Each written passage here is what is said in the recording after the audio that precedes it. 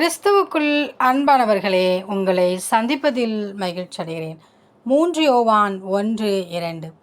பிரியமானவனே, உன் ஆத்துமா வாழ்கிறது போல நீ எல்லாவற்றிலும் வாழ்ந்து சுகமாயிருக்கும்படி வேண்டுகிறேன்.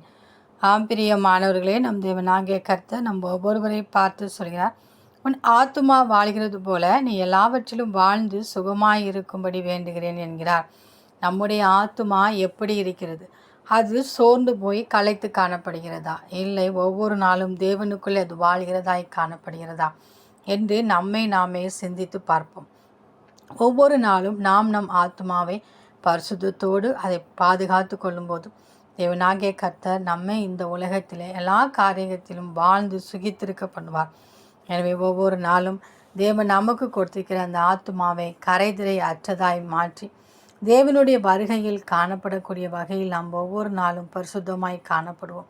அப்பொழுது தேவனுடைய வருகைக்கு நாம் ஆயத்தமாகும் போது தேவனாகிய கர்த்தரும் நமக்கு உதவி செய்ய அவர் கடந்து வருவார். ஒவ்வொரு நாளும் தேவன் நமக்கு தந்த பரிசுத்தத்தை மேல் பரிசுத்தமடைந்து தேவனுடைய நாமத்தை மகிமைப்படுத்துவோம்.